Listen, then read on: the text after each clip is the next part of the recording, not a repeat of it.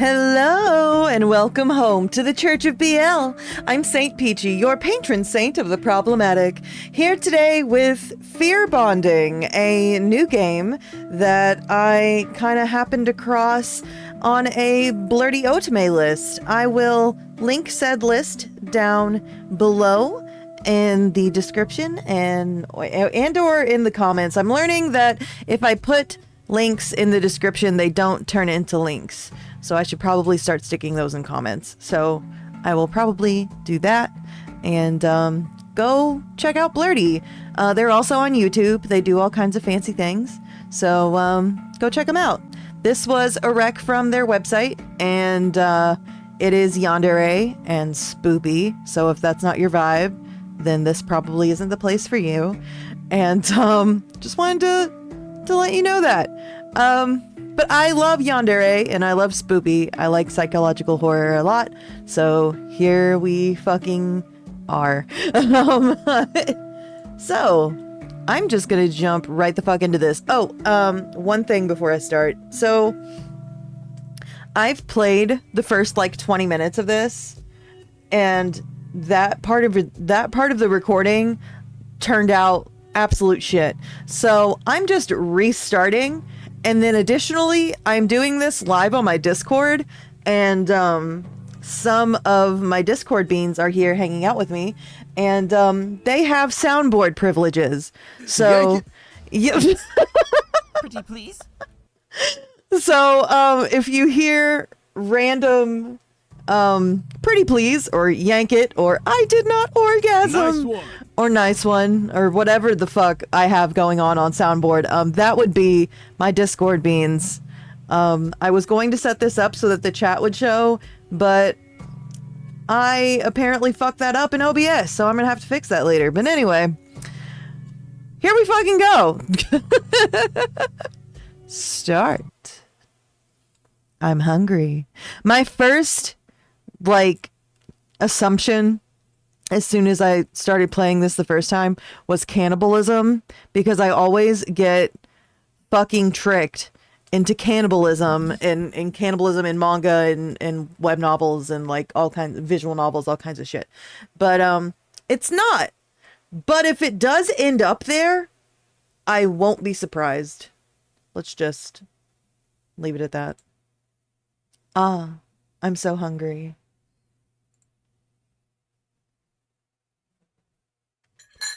He's so pretty.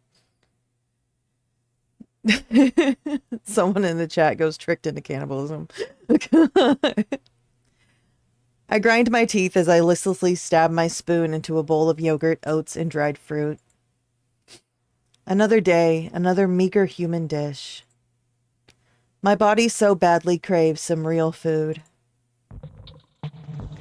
I take a bite while my eyes wander to the TV in my small apartment. A chuckle escapes my lips as I watch a man scream for his life on the screen. If this was a real murder scene, his fear would be overwhelming my senses. Sweet, viscous, and potent enough to send me headlong into an electrifying high. I really like their use of text in this game. I like how they make things fancy. I actually, when I first started playing it, I sped up the text because I'm ADHD as fuck, so I usually like the text on visual novels to go really fast. But I didn't like it because it would fuck with like their fancy text things, so I ended up turning it back down. I feel shivers down my spine just imagining it. Oops, I'm already drooling. Not good. I wipe my face with a tissue and sigh. This must be how humans feel when they watch a food commercial. My craving for fear intensifies again. Thankfully, it's time to head to work anyway. Hopefully we get to transport some Some terrified patients in the ambulance today. I don't know what I'm reading. Oh my god. But anyway, Bay is an EMT. I hum and playfully spin my keyring around my finger as I leave.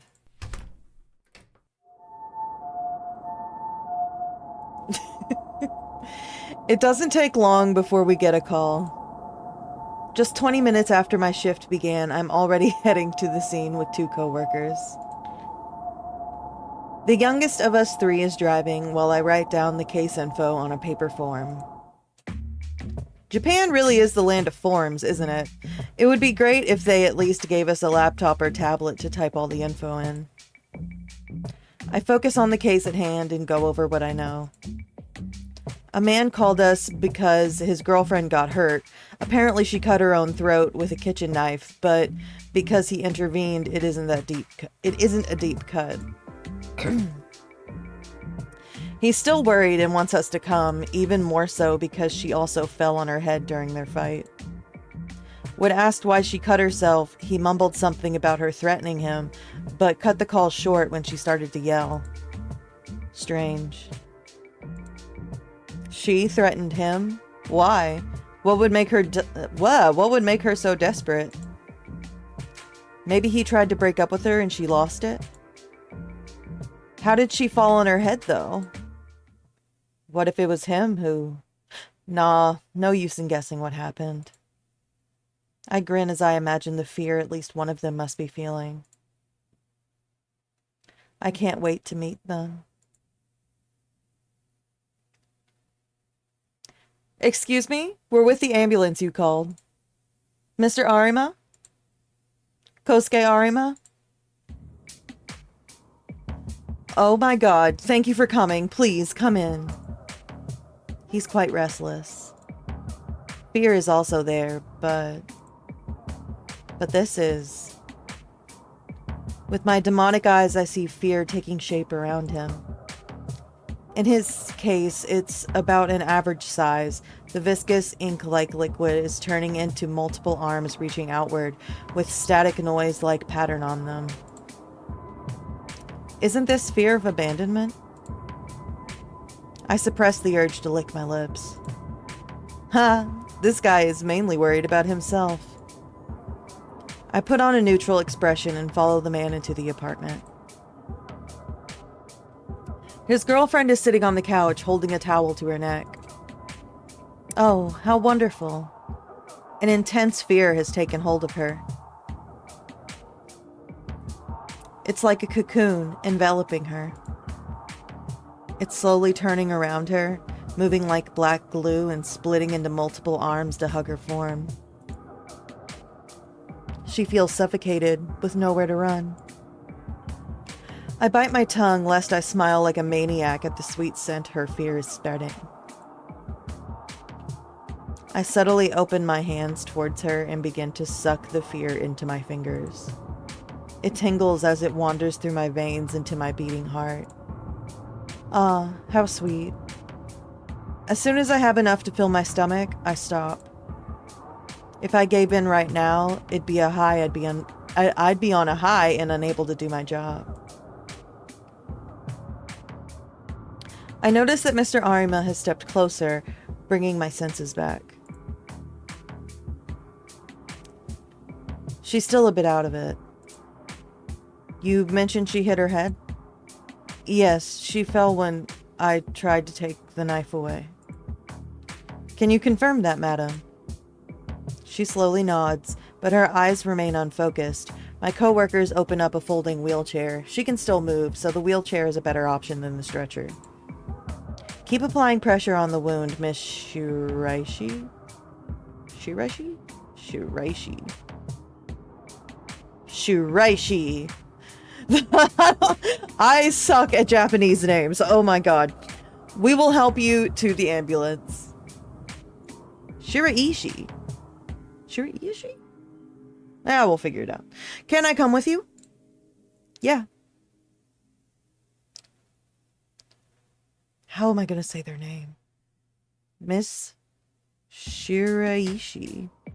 Shiraishi. Shiraishi. Shiraishi sounds right. Miss Shiraishi grabs my hand. Is there something you want to say, madam? There's so many red flags and you're just like letting this happen. She slowly shakes her head. I guess I'll keep seeing you afraid then, my honeycomb. My honeycomb. Oh my god. I check her wound to make sure it's clean and not too deep. Then we guide her into the wheelchair. Mr. Arima, could you please bring some of her belongings with you to the ambulance? Like her health insurance card?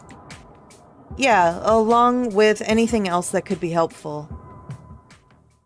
On the way to the ambulance, I kept asking her questions to gauge her current state, but her unfocused stare and slow answers made my coworkers worry. At least she was able to confirm her full name, Yukiko Shiraishi, as well as her date of birth. As we drive, I fill out the form with her personal info. Miss Shiraishi is still in a daze, so I fill in the rest with Mr. Arima's help. Then I start checking with nearby hospitals for any open beds. After several minutes, we finally get a positive answer and make our way there. Mr. Arima is fully focused on his girlfriend, whose eyes stare fixedly at the ceiling. She won't even let him hold her hand when he tries to gently clasp it. You two just make me even more curious about what happened. Their fears start to overlap slightly, pushing and merging and separating again. How did it come to this? How did they create this wonderful fear? The car slows down as we near the hospital. But I don't want to leave them and the tasty paradise that they've created. What a shame.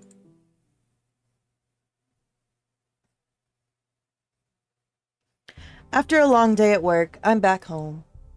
For the rest of the day, and even now, I still think about that couple. Damn, I want to eat their fear again. It's been a long while since I've eaten something so delicious. There was so much fear that I could even fill my stomach for once. If I was around them more, especially the man, could I get to eat more often? I can't help but grin as I imagine feasting on the fear it causes. We transferred his girlfriend to the hospital without trouble. I imagine that she'll be staying there for now. Should I visit her? It could be a bit too suspicious. There are privacy laws to contend with after all. But I don't mind taking a little risk for such fear. Maybe instead of visiting her directly, I could act like I'm visiting someone else, a made-up relative, and just happen to mistake her room for theirs. Someone in the chat goes, I noticed you and your girlfriend have horrible vibes. Wanna hang? Yes. And if her boyfriend visits her while I'm there too, that would be just perfect.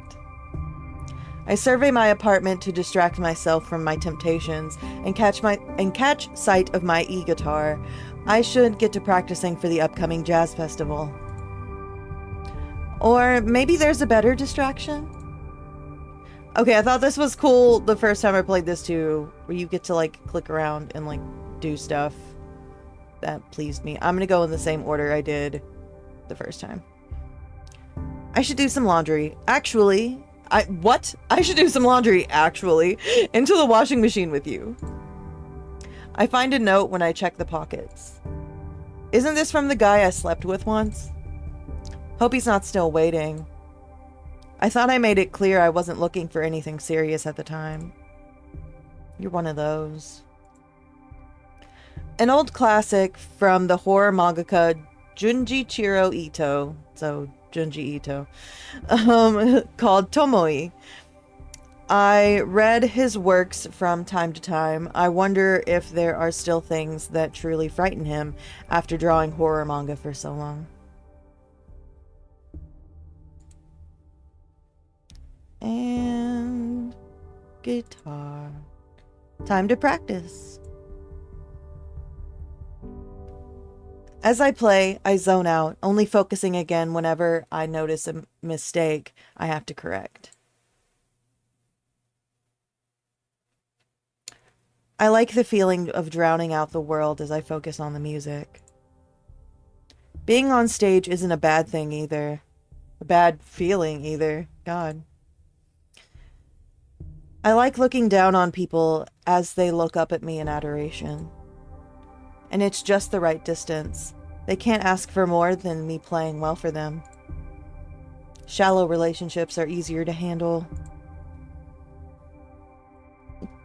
I've had my fair share of mishaps from misreading the mood in a social group, all because I was too caught up in someone's fear. Standing out as strange makes it hard to get close with those who are scared. Exactly the opposite of what I want. Who could it be? I want to see you. I miss you, my dear, dear Hinata. I want to touch those talented hands. Play for me, Hinata. I know you're playing for me. God, what a disgusting pig. It must be the same lunatic from before. I've already blocked various numbers he's used and discussed the issue with my bandmates. He's using a lot of burner phones, so it's hard to locate him for the police. I started to get these messages right after one of our performances, and they mentioned my hands and guitar a lot, so I suspect it's an unhinged fan. I hope someone takes care of this trash one day. Man, now I don't want to practice anymore. I put away the guitar, turn off my phone, and set a separate alarm clock to wake me up tomorrow.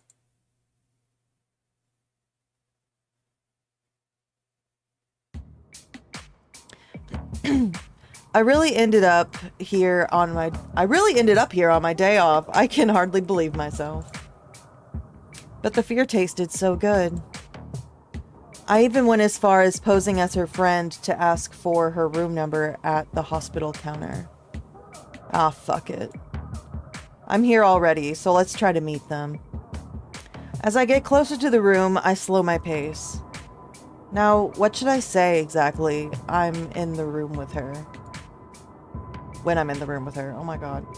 Just when I try to think of how I can salvage my improvised plan, I hear a woman screaming, "Just leave me alone." Then I hear a familiar voice replying, "Babe, please, hear me out, at least." That's Kosuke Arima. He must be talking to Miss Shiraishi. I push the sliding door slightly ajar so I can listen to their conversation better. No, my mind hasn't changed. Let's break up. My eyes widen as they fall silent. So when we visited them, she didn't threaten him because he wanted to break up. Instead, perhaps he wouldn't accept her wish to break up. I beg you, please, don't do this to me. I can hear him whimpering. I can't do this to you? What about what you did to me? God, I love how they use text here. It's so fucking cool. All these weird presents of yours? Do you know how suffocating it is to be your partner? Get out. Or I'll call the hospital staff. But no but. You're insufferable. You always argue from your point of view, your own goddamn needs and insecurities, but you never consider how I feel. Do you even know how long it's been since I've met up with my friends or family because of you? But I did so much for you. See? This is what I mean. You don't even get what you're doing. God, I pity your future partner. Now go. I hear footsteps approaching and move away just before Mr. Arima leaves the room, closing the door behind him. He looks embarrassed, angry, and scared. I grab onto him before I can even register my actions. His fear of abandonment looks even more spiky than before. This doesn't taste bad. He turns around and regards me with surprise, then puzzlement. But soon, both give way to recognition. Oh, the paramedic from before. Could you let go? I really need to go. Wait, come on. I can't just leave someone who went through such a brutal breakup alone. He grinds his teeth and looks away. So you heard everything. God, you're hot. You're such a cute bean. Cute little yandere bean. Yank it. Stop it. Oh, Discord. Aren't you here because of your job? Or, I don't know, to visit someone? My visit is over already, and I see you haven't slept well. Maybe you haven't eaten much since we last met. I did not ask for your medical advice. Then think of it this way. Sometimes it's good to vent to a stranger, a neutral third party. Aren't you just going to get annoyed and leave in the end? Oh. He looks like a kicked puppy, but underneath that sweet expression, he has such ability to terrify people. Man, do I want to tame him for myself. Nah, I'm a good listener, and the drinks are on me. He sighs. Maybe it's better not to be alone right now. He gives me a sad smile and nods. Now that I can take a good look at his face, he's actually pretty handsome. Even better. He follows me dutifully as we leave the hospital. What a great first step to acquiring my new hunting dog. And from this point on, I have not played any of this. That's where I stopped. So, yay! We enter an izakaya restaurant that offers grilled yakitori chicken skewers and other foods that go well with alcohol. It's a bit rowdy, but to me it's a comfy place. Other regulars are here too, like university students, men in suits, who come here right after work or classes. The staff greets us as we enter. The smoky smell of the grills fills our noses.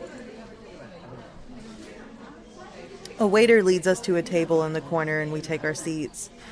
As I open the menu, I notice Mr. Arima isn't even glancing at it. He's lost in a vague, broken stare. That must be why it was so easy to convince him to follow me. Oh. What do you want? Just beer. Drinking on an empty stomach should make him tipsier faster. I hope he's a talkative drunk. I order a bowl of edamame for myself and snack on, and beer for us both. As soon as it arrives, Mr. Arima grabs his glass. He downs a big gulp of his drink the moment we say cheers. He sighs in relief, looking a little refreshed. That hit the spot. Right? Nothing better than some beer after a hard day. After drinking some more, he finally seems ready to talk. By the way, is it okay if we speak casually with each other? It might make it easier for you to vent. I guess. Look at a little bushy face. Well, look at that. He's already a little tipsy. You could call me Hinata. Is it alright if I call you Kosuke? Yeah! Oh my god. Kinda cute how he responds so eagerly and innocently. I chuckle and rest my chin on my hand. So, Kosuke, I'm all ears. He sighs and pouts. Yukiko, she said that she felt suffocated by me. He rubs his eyes and groans. Doesn't this just mean that I'm dedicated? We dated, after all. Isn't it normal to want to spend all your time together as a couple? Our jobs already take up so much time. So I nod along as I munch on the edamame. Oh boy, but she was terrified. Not that I'm complaining, of course. And not being able to meet her family and friends because of me. Was it really me? We all get busy with life as adults, so why do you think she blamed you? Maybe because I did ask her a few times to prioritize us. And how often did you ask her? Aren't you here to listen to my side? Right. Go on then. At my urging, he lets it all out of his system. He didn't like it when others spent a lot of time with her. Mid-rant, he suddenly mentions how much he hated the 2 times that she broke a promise. Then he slips into unfocused ramblings for a while. In short, he had made her the center of his life and wanted her to do the same for him. While it sounds rough to date him, from this conversation alone, I couldn't have imagined that his behavior would ever push his ex so far that she would hurt herself. But after seeing their respective fears, it's pretty clear that he's not divulging all the details of his actions. Was her social circle scared of him? How delicious would their fear be? If she had asked him to hurt someone for her, would he have done it?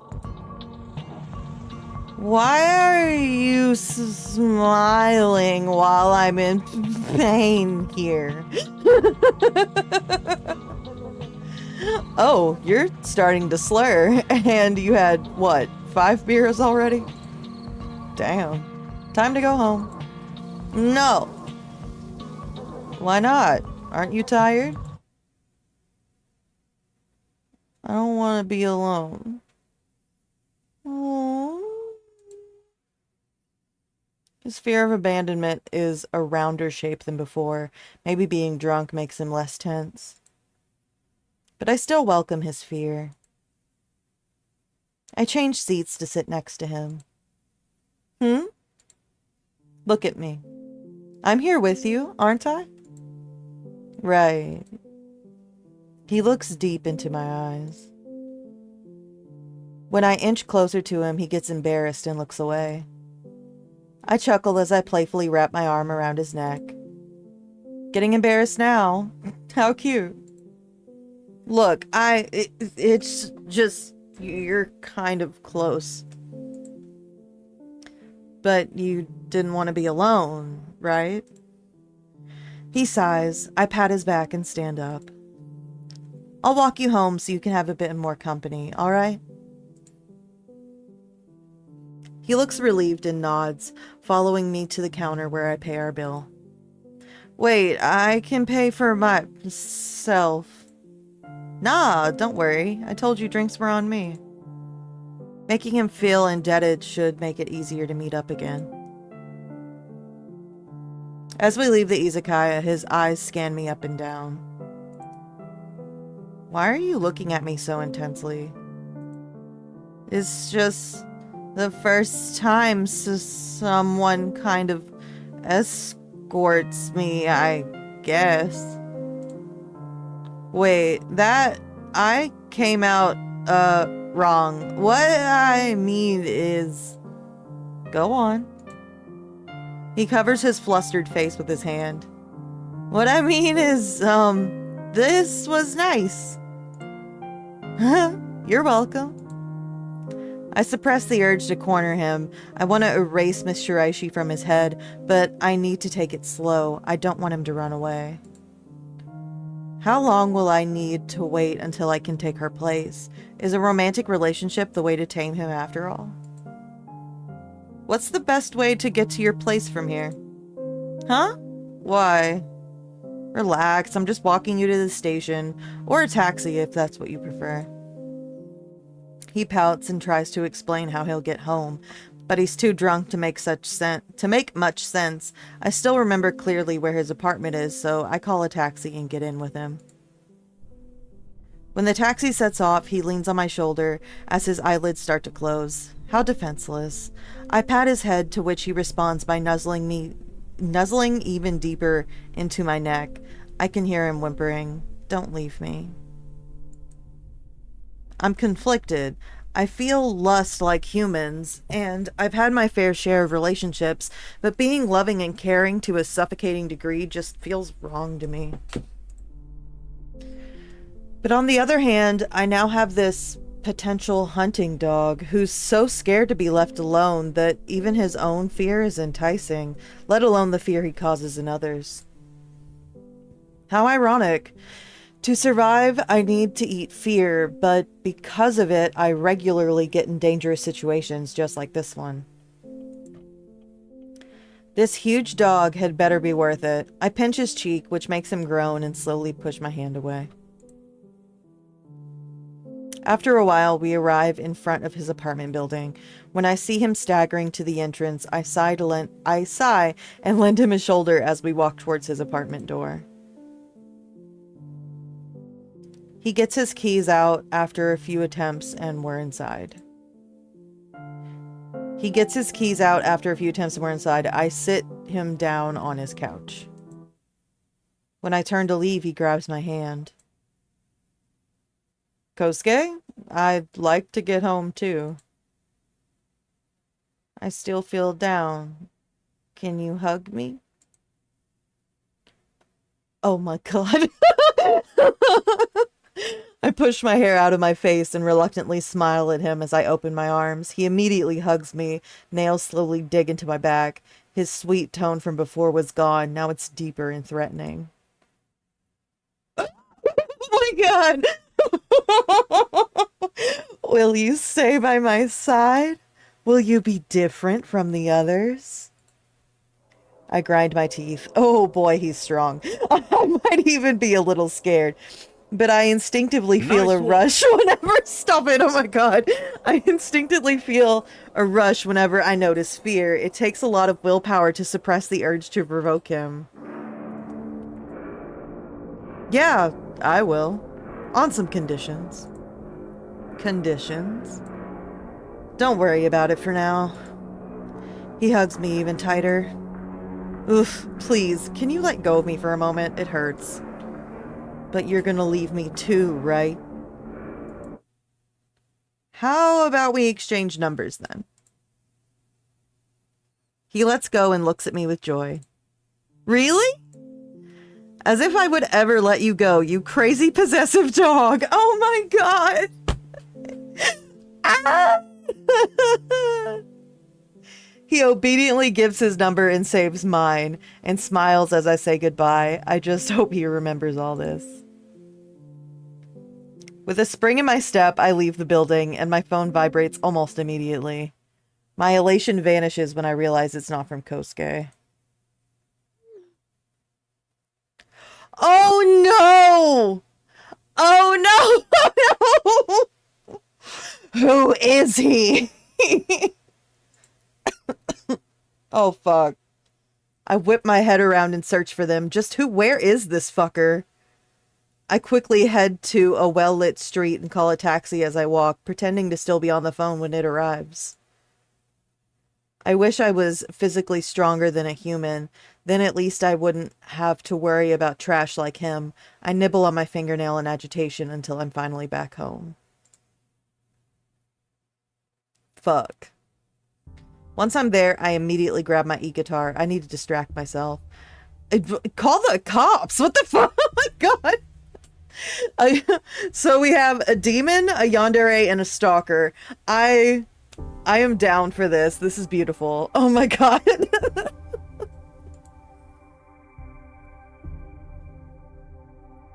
Good. This is better. I feel calmer.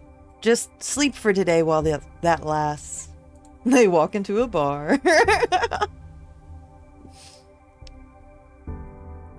It's been a few days since we exchanged numbers. He always responds to my messages, but anytime I try to make the conversation a little flirtier, he sidesteps or ignores it. Ugh, this is annoying. The breakup might have made him cautious about anything related to romance. Approaching him directly isn't working. Time to take another little risk. I still remember Miss Shiraishi's address, so I've decided to accidentally bump into her on her day off. On my day off. She should be out of the hospital by now. She was able to clearly articulate her words when she broke up with Kosuke, so her fall on the head shouldn't have left any long-term damage. I walk around the area for a few hours. I don't see her in the small supermarket nearby, nor waiting at a bus station. I hope she's not gone on vacation or something. After a while, my feet need a rest, so I look for a place to sit down. When I find a bench, I realize that there's already a woman sitting there, lost in a fit of weak, trembling sobs. My luck must be impeccable. Are you all right? I I offer the woman, who turns out to be Miss Shiraishi, a pack of tissues. She first holds up her hand to decline my offer, but when she sees that I won't back down, she takes it and bows a little to thank me. After a few moments, she takes a deep breath. Looks like she's calmed down a bit. Do you remember me? I'm one of the paramedics who took you to the hospital. She studies my face with furrowed eyebrows, then lights up in recognition. Oh, right. I'm so sorry, but I don't think you mentioned your name? Hinata Kusumoto. If you don't want to, you don't have to answer, but why are you crying? What if she's the stalker? No, okay, no. The stalker's a dude. It can't be her. That would be fucking sick, though. Dang it. Her gaze wanders to the ground as she clutches her arm, clearly uncomfortable. I know a nearby cafe where they serve good hot chocolate. That always cheers me up. How about we drink there if you want to? If you want to, you can talk. Otherwise, just enjoy the hot chocolate. But you know what state I found you in before, and today I find you crying. I'm just worried, Miss Shiraishi, and I want to help. Venting to a stranger can be quite relieving. After you've had your drink, I will leave you alone. You have a yandere boyfriend and a stalker, and you're gonna take the girl out for a drink. What is wrong with you? No, that would be too... I guess that would be too much. Then just wait here a second, Miss Shiraishi. Before I hear her answer, I look for a nearby vending machine and get a hot coffee can. I hope you can at least accept this. Oh, and I take out my business card and give it to her. You know, the state we found you in was quite something, and I'm a little worried if everything is alright between you and your partner. If you ever need more information for a difficult domestic situation like yours, call me and I can find you the right specialist to help you out. Was it that obvious? I think I pushed the right buttons. I've just seen a lot on the job, Miss Shiraishi. It's all up to you if you want to accept. Alright, I guess going to the cafe is fine. There we go. You're gonna get in so much trouble, dude. Like, you're smart, but you're also stupid at the same time. Like, god damn it.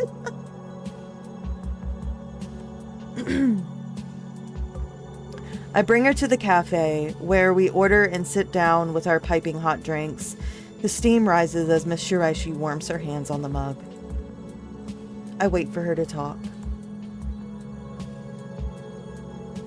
Today, I just couldn't stay home. Too many memories with him there. But when I was outside and took in the fresh air, I just broke down. And then you found me. She takes a sip, quivering slightly as she frowns with closed eyes. The day you met us, I'd had enough. It was a late wake-up call, but at least I realized it, I guess. He can be sweet and caring, but he's also a very jealous man, to the point that it becomes hard to keep friends. And when you rely too much on one person, they can do a lot to you.